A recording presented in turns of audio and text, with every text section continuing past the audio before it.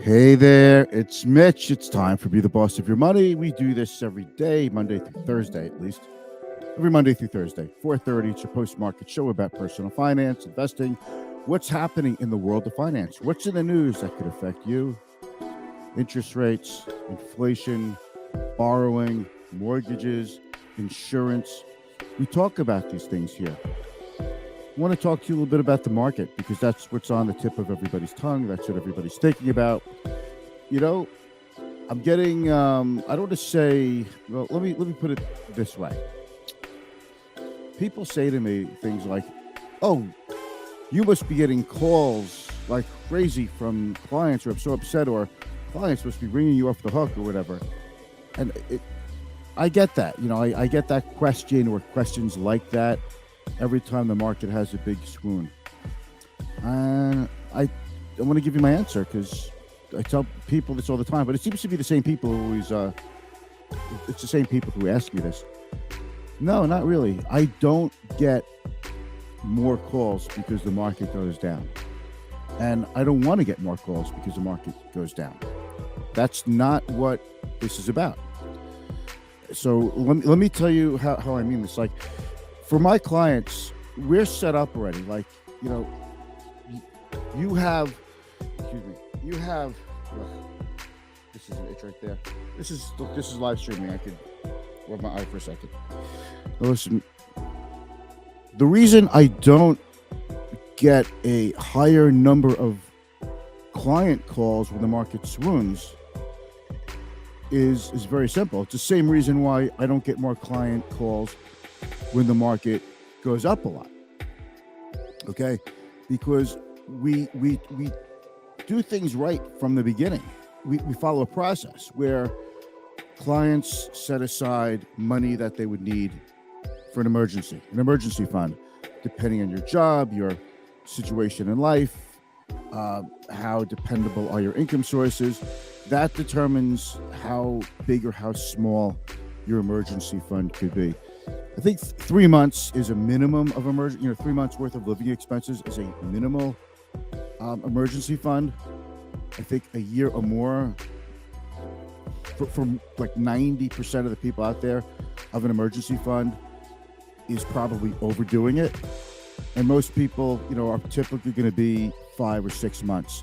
Now, if you're, let's say, a commercial real estate broker, and I have a lot of clients who are in commercial real estate, and your income is very transaction oriented. It's about leasing new space, company moving from space A to space B. And as long as the good times are rolling and you're racking in those the transaction fees, the commissions, it's great. But when we do hit a recession, a really bad time in the market, in the economy, your income could slow or disappear for a while. For someone in that position, 6 months or more would be a suitable emergency fund. Maybe that person would go to a full year of an emergency fund. Now, if you're somebody who is in education or healthcare and you've got all kinds of benefits, and it's, even if you do get laid off, you've got benefits to fall back on that could last you a long time. Or if you're retired and you're collecting a steady pension, Social Security, etc. For people like that, your emergency fund could be smaller. That's where we get into the 3 months, because it's pretty clear that you don't need a bigger emergency fund than that, unless your own personal fear dictates that you would have a larger emergency fund, or if you have people dependent on you, like in adult age children who may be coming to you at any given time for money, a bigger emergency fund would make sense. And then you have your money set aside for expenses. If you you have expenses coming up in a year or two, you wouldn't have that money in the market. Like if you knew you were going to be buying a house or a condo and you needed a sizable down payment for that, that money's not in the market now. You would not put that money in the market because you don't have enough time to ride out a down market.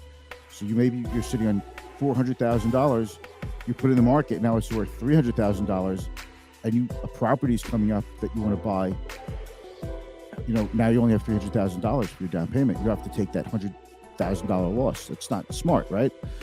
So you have to, planned expenses are in cash if they're planned for a year, 2 years in advance.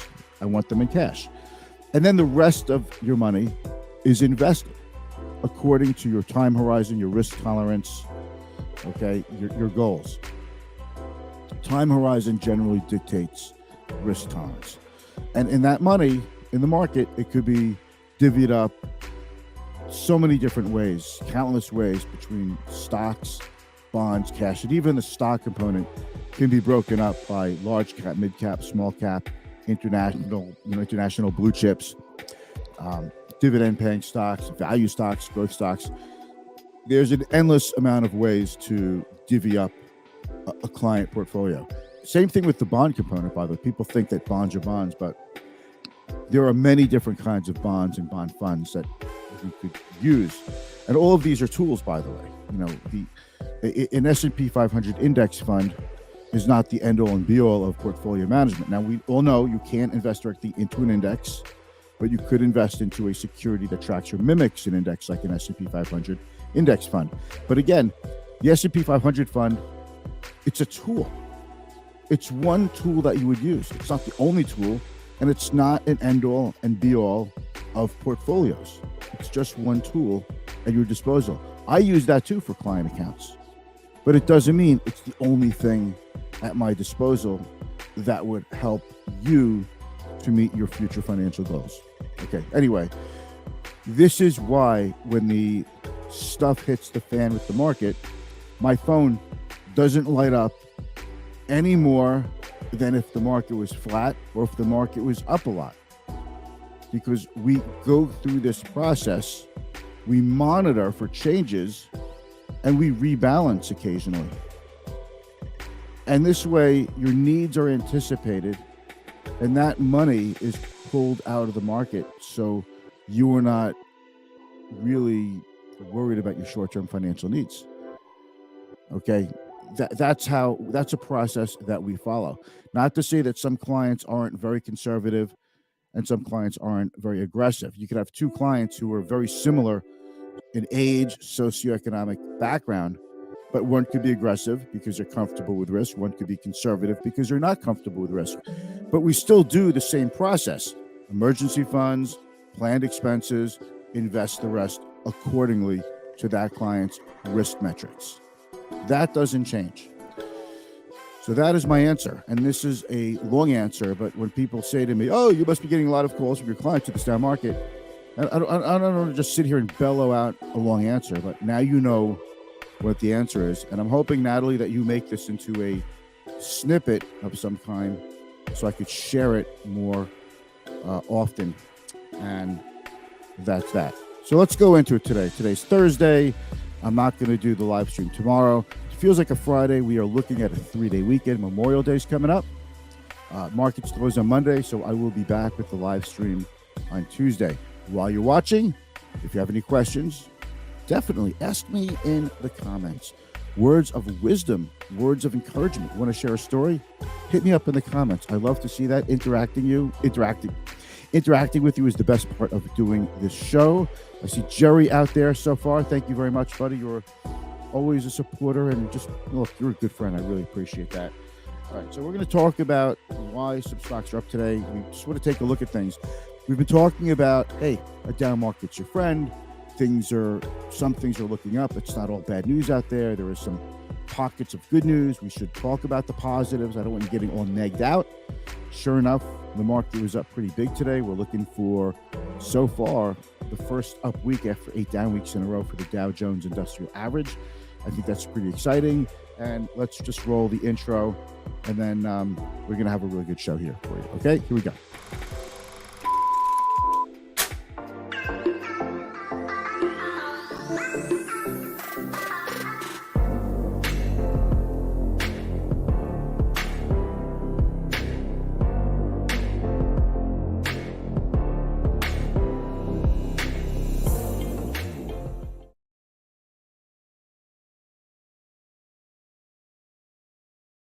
Now, All right. So if you're just joining us, I'm Mitch Goldberg. You're watching my live stream. It's called Be the Boss of Your Money. Be the Boss really means I tried to come up with a catchy name to say this is about helping you take control of your money so you don't make hasty decisions. You know the expression, haste makes waste.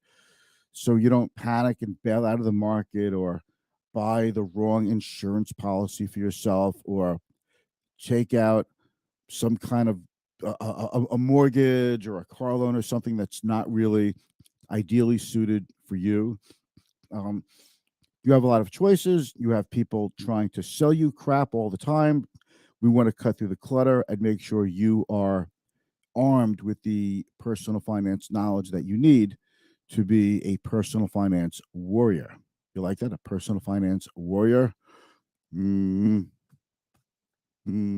okay. Um, it's late. I'm kind of tired. I got some stuff to do. Got paperwork to do.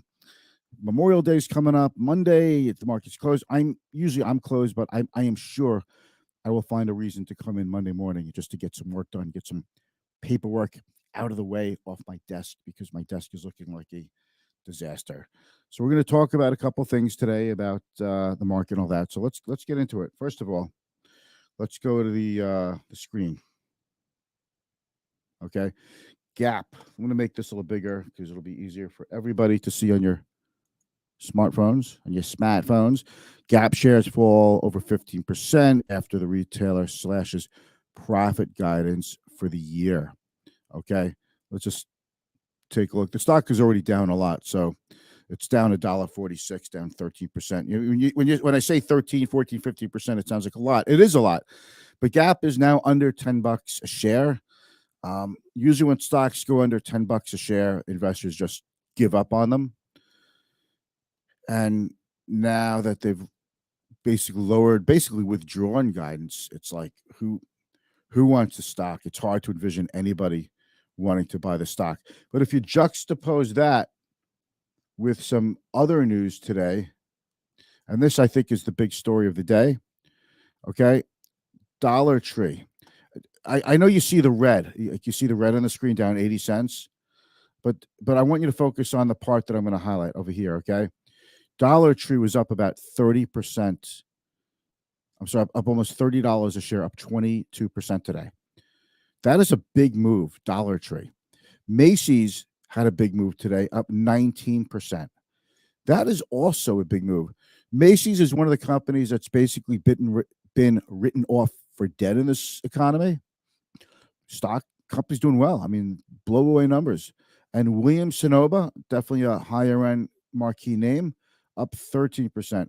So these retailers did extraordinarily well. And yet last week, people worried about Target and Walmart, and for good reason. They're some of the biggest companies in the world and definitely the biggest retailers.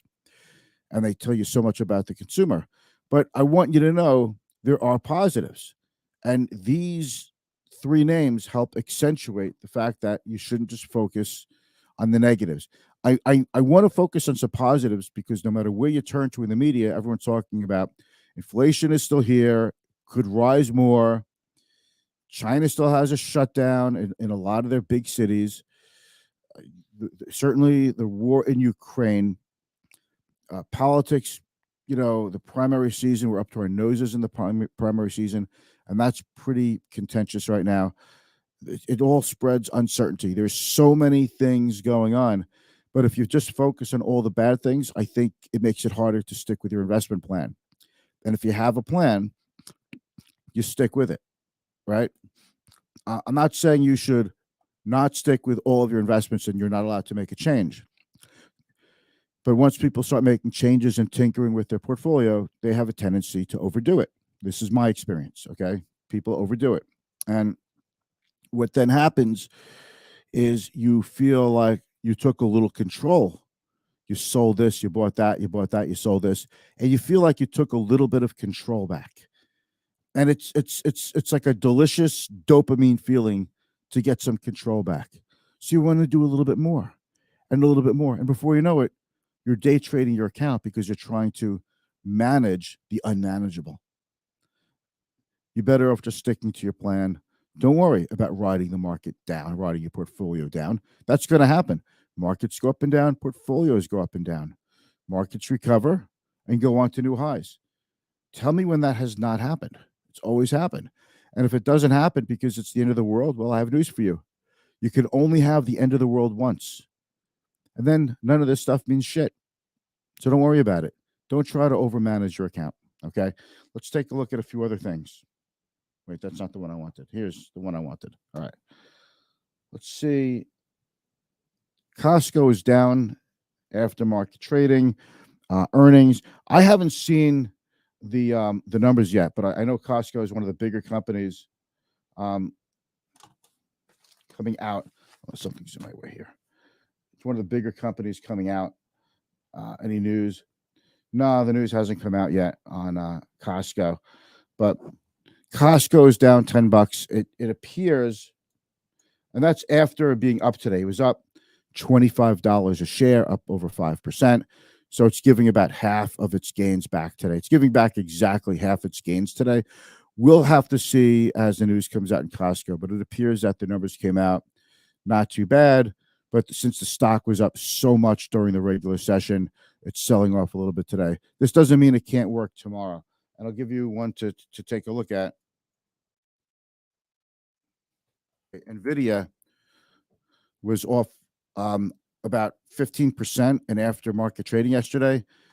After it came out with numbers, lowered guidance, people got all upset with it. And then people realized that's what NVIDIA does. It takes time for things to work. They are a powerhouse semiconductor company, and things will be okay. Things will get better. The stock was up. I'm just giving you the bullish argument here, okay, versus the bearish argument. Anyway, the stock was up 5%. If you looked at the stock yesterday when we were doing the live stream, you'd think it was going to be down and it was going to drag the NASDAQ down with it. But it turned up to go up almost $9 a share, up 5%. Okay, let's take a look at the gap. We already took a look at the gap. So let's take a look at how the overall averages did today. Okay, today was a really good day in the street. And this is why you can't get too negative, because look at this rally, Dow up over 500 points.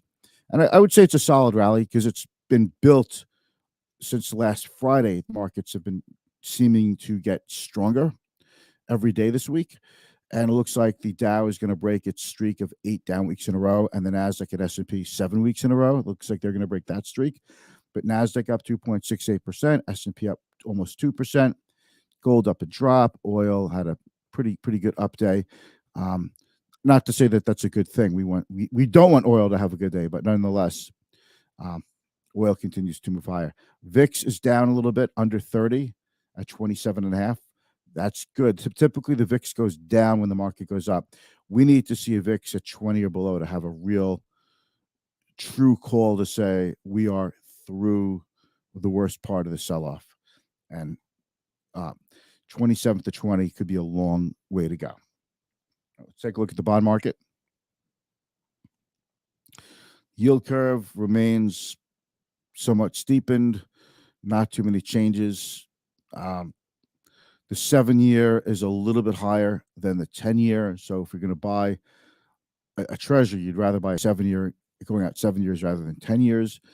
But just a lot of noise. Treasury market didn't really do too much. It just tells you, treasury market basically tells you nothing today. Okay. And there were a couple of other things that I want to take a look at. Okay. So some of the other positives that we need to accentuate that I don't think are talked about enough. We had some merger activity today. Dell announced that formally announced that they're buying VMware. That is a pretty big deal. VMware stock went up on that. Not to say that we're all about takeovers, but obviously the NASDAQ is down a lot. Tech stocks are down. And that's a good sign that you're seeing other companies see value in spending money, especially in the world of tech. Twitter was up nicely today. It's down a lot from the price that supposedly Elon Musk wants to pay for it. But they did come out and say that it looks like this deal is still on track, and Twitter at least is moving higher. So there's some more mergers and acquisitions news for you. We spoke about Williams-Sonoma a couple days ago. Nordstrom had some pretty good earnings. High-end retail, Restoration Hardware. High-end is still pretty strong. Now, you know that inflation For someone who makes a lot of money, all right, for someone who makes a lot of money, inflation is an inconvenience. It's an annoyance. It's spending more money than you think you should. But for people who don't make a lot of money, especially for 90% of the earners in America, inflation hurts. They feel it the most, which is why you saw the results from Target and Walmart last week that told you that the consumer is suffering. You know, majority of consumers, and especially people who make very little money, uh, on or around the poverty line, that's who inflation is going to hurt the worst. Okay. So a couple of other things to take a look at. I want to just tell you this: the jobs market continues to be strong. Unemployment first initial unemployment claims today were about 218,000. So still pretty low. So it shows that there's still strength in the labor market. But I've seen the labor market change pretty quickly. We all have, obviously, but right now at least it is strong. And I just want to take a look at what some of the stocks that I follow did. I just want to follow Zoom real quick.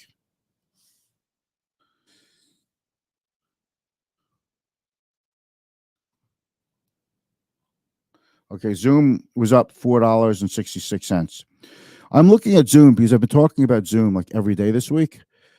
And it just shows you that they are the quintessential pandemic screen stock pick. And it's continuing to trade higher after a pretty decent earnings number about a week ago.